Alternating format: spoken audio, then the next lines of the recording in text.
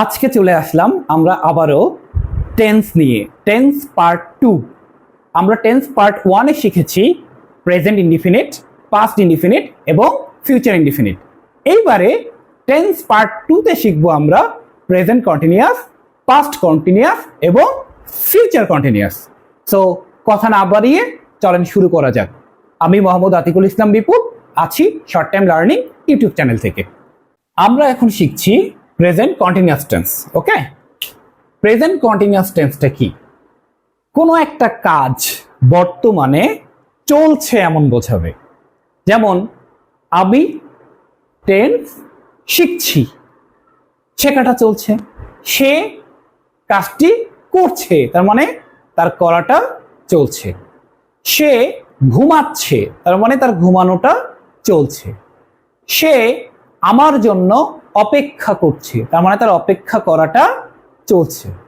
অর্থাৎ বর্তমানে চলছে এমন বোঝালেই কোন টেন্স হবে? Present continuous tense. ওকে, এবার তাহলে আমরা স্ট্রাকচারটা দেখি। এই স্ট্রাকচারটা হচ্ছে সাবজেক্ট প্লাস এম অথবা ইজ অথবা আর প্লাস ভার্বের সঙ্গে আইএনজি যুক্ত প্লাস অবজেক্ট।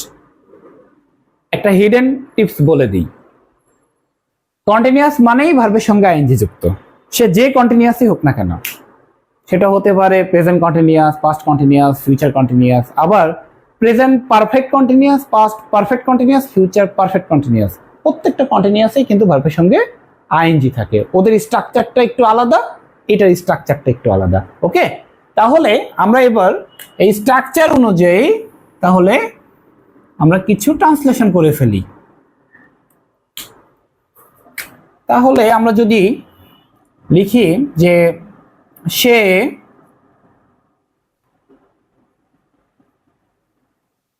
আমার জন্য রান্না করছে, তার মানে এখানে তার রান্না করার কাজটা চলছে। সেক্ষেত্রে কি হবে? হি, আমরা জানি হি এর পরে কি বসে? ইজ বসে। তাহলে হি ইজ ভার্ব। আপনাদের আগের ক্লাসেও শিখিয়েছিলাম ভার্বটা সবার শেষে যেটা থাকে। রান্না করছে, রান্না করার ইংলিশ কি? রান্না করার ইংলিশ হচ্ছে কুক। তাহলে সেক্ষেত্রে কি লিখবো? আইএনজি যুক্ত করব। হি ইজ কুকিং আমাদের জন্য বা আমার জন্য এখানে আছে, তাহলে কি হবে? ফর মি, সে আমার জন্য রান্না করছে। তারপরে যদি আমরা যাই, রানা একটি উপন্যাস পড়ছে, তার মানে এখানে রানার উপন্যাসটা পড়া চলছে। সেই ক্ষেত্রে কি হবে? রানা, রানার পরে কি বসবে? ইজ, পড়া। পড়ার ইংলিশ কি? পড়ার ইংলিশ হচ্ছে রিড। তাহলে এর সঙ্গে আইএনজি যুক্ত করে দিতে হবে। Rana is reading a novel. Novel মানে হচ্ছে উপন্যাস। ওকে, দেন আমরা যদি একটু নেগেটিভ করি সেক্ষেত্রে কি হবে? যে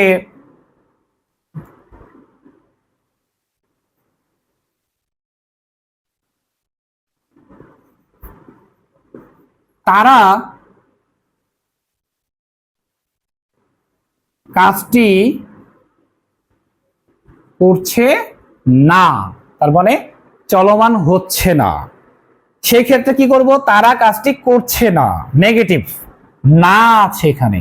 সেক্ষেত্রে আমরা এটা কিন্তু ইন্ট্রোগেটিভ না, এটা নেগেটিভ ফর্মে করব। নেগেটিভ ফর্মে করতে হলে কি করতে হবে? একই বিষয়, একই, জাস্ট এই হেল্পিং ভার্বের পরে আমরা জাস্ট একটা নট বসাই দেব। যেমন দে, তারা, তারপরে কি হবে? দে এর পরে আর বসে। ওকে, তাহলে দে আর, এখন যেহেতু না কথা আছে তাহলে আমরা একটা নট বসাই দেব। দে আর নট, পড়ার ইংরেজি কি? ডুইং দ্য ওয়ার্ক, তারা কাজটি করছে না। কিন্তু এখানে যদি আমি প্রশ্ন করতাম যে তারা কি কাজটি করছে, যদি এমন হতো যে তারা কি কাজটি করছে, তারা কি কাজটি করছে, এটা কিন্তু ইন্টারোগেটিভ সেন্টেন্স। সেই ক্ষেত্রে কিন্তু এখানে এইটার ট্রিটমেন্টটা একটু আলাদা হবে। কি হবে? আমি যখন এই সেন্টেন্সটা করতাম তখন আমার একটা সাহায্যকারী ভার্ব লাগতো। কখন? সাবজেক্টের পরে। এখানে কিন্তু শুরুতেই সাহায্যকারী ভার্বটা লাগবে। তারার সঙ্গে কি বসতো? দের সঙ্গে কি বসতো? আর আরটা আমরা শুরুতে নিয়ে আসব। আর দে, বাকি যেভাবে করেছিলাম, ডুইং দা ওয়ার্ক, তারা কি কাজটি করছে। আর এখানে কি ছিল? তারা কাজটি করছে না। এটা হলো নেগেটিভ, এটা হলো ইন্ট্রোগেটিভ। ওকে, সো আশা করি প্রেজেন্ট কন্টিনিউয়াস নিয়ে কারো কোনো প্রবলেম নাই।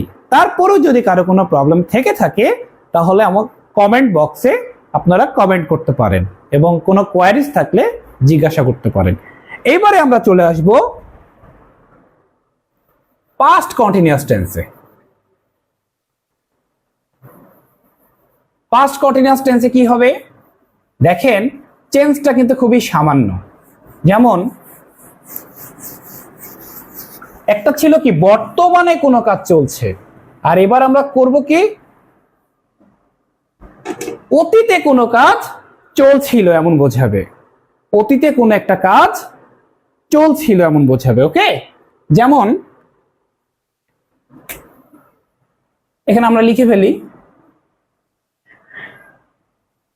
অতীতে কোনো একটি কাজ চলছিল, এখানে চলছে না, চলছিল এমন বোঝাবে। ঠিক আছে, এই স্ট্রাকচারটা কি একটা জিনিস দেখায় আপনাদেরকে। আমরা এমনি জানি যে এম অথবা ইজ অথবা আর এর পাস্ট ফর্ম হচ্ছে ওয়াজ অবলিক ওয়্যার। সো এটা যদি প্রেজেন্টে বসে তাহলে এটা পাস্টে বসবে, যেহেতু এটা পাস্ট কন্টিনিউয়াস। সো আমরা কি লিখবো? Was oblique were. তারপরে কি হবে?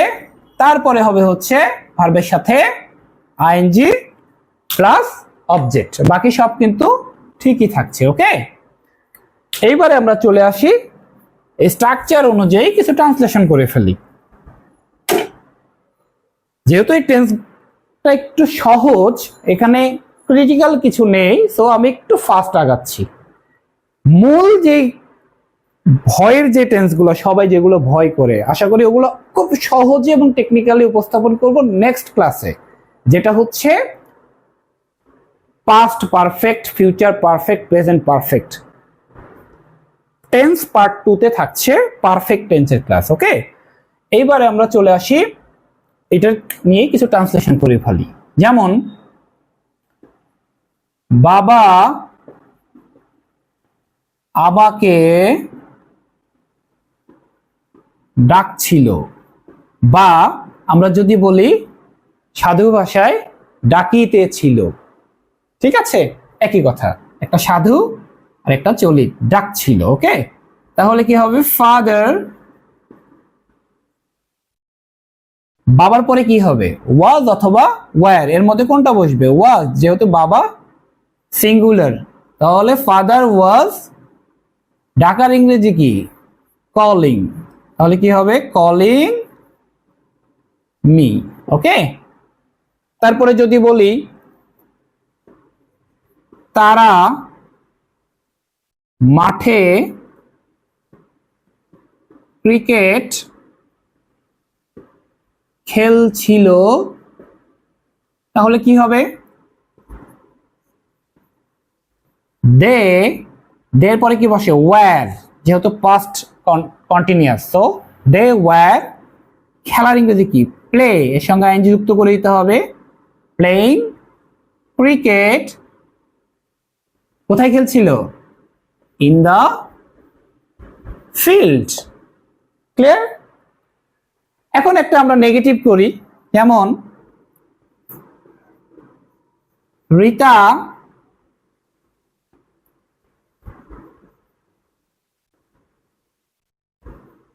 আমার জন্য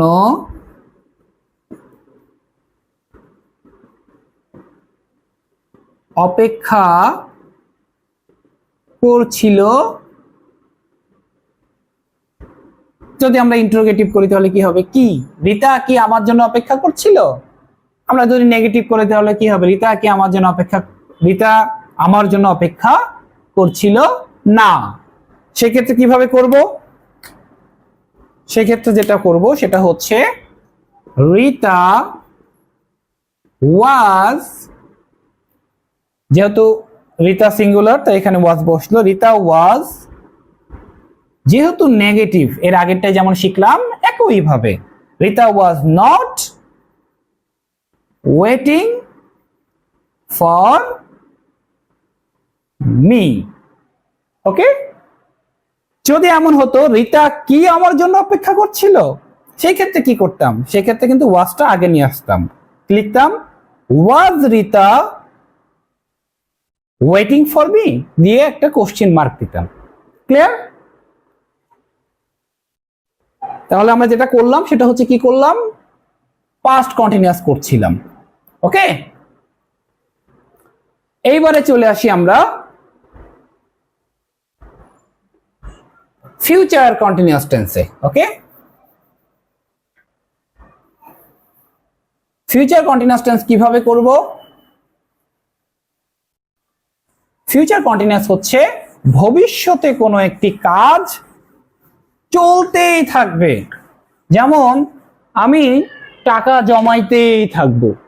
কেউ যদি বলে যে আমি একটা বাইক কিনবো এই জন্য আমি টাকা জমাইতেই থাকবো, সে এ প্লাস পেতেই থাকবে, বাবা আমাকে টাকা দিতেই থাকবে, মানে ভবিষ্যতে কোন একটা কাজ চলতেই থাকবে এমন বোঝাবে। ওকে, তাহলে আমরা এবার চলে আসি future continuous tense. Future continuous tense কিভাবে বুঝবো? ভবিষ্যতে কোনো একটি কাজ চলতে থাকবে এমন বোঝাবে। ওকে, এমন বোঝালে কি হয়? ফিউচার কন্টিনিউয়াস টেন্স হয়। এর স্ট্রাকচারটা কি? স্ট্রাকচারটা হচ্ছে সাবজেক্ট প্লাস শ্যাল অথবা উইল প্লাস ভার্বের সঙ্গে আইএনজি প্লাস অবজেক্ট।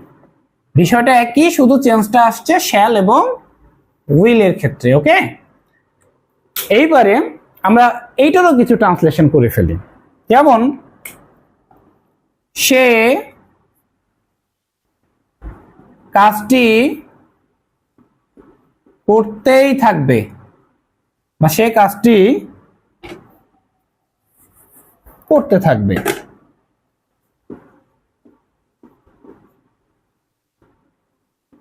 তাহলে কি হবে? He will be doing the work.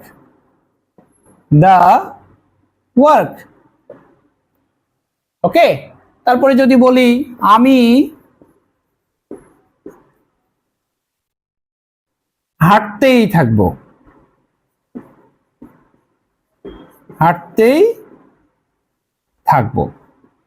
তাহলে কি হবে? আই উইল অথবা শ্যাল। সো আমরা শ্যাল এবং উইলের বিষয় কোনটা কোথায় বসবে আমরা আগের ক্লাসে আলোচনা করেছি। সো এখানে আই এর পরে আপনি শ্যালও বসাইতে পারেন অথবা উইলও বসাইতে পারেন। আই শ্যাল বি, হাঁটার ইংরেজি কি?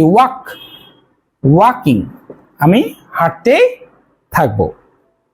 একটা যদি আমরা ইন্টারোগেটিভ করি, বাবা কি আমাকে টাকা দিতেই থাকবে? এখানে প্রশ্নবোধক চিহ্ন। সেক্ষেত্রে কি হবে? ওই একই রকম, জাস্ট প্রশ্নবোধক বিষয়টা আগে আসবে সাহায্যকারী ভার্বটা। তাহলে কি হবে? Will father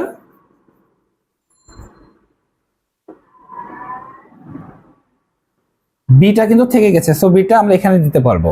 will father be giving me money, বাবা কি আমাকে টাকা দিতেই থাকবে? Will father be giving me money? Okay, আশা করি আপনারা সহজে বুঝতে পারছেন। আজকে এতটুকুই। এরপরে আমরা আসবো পার্ট 3 তে পারফেক্ট টেন্স গুলা নিয়ে। ওকে, আশা করি সবাই ভালো থাকবেন, সুস্থ থাকবেন এবং আমাদের এই ভিডিওকে বেশি বেশি করে লাইক দিবেন এবং সাবস্ক্রাইব করে রাখবেন। ধন্যবাদ সকলকে।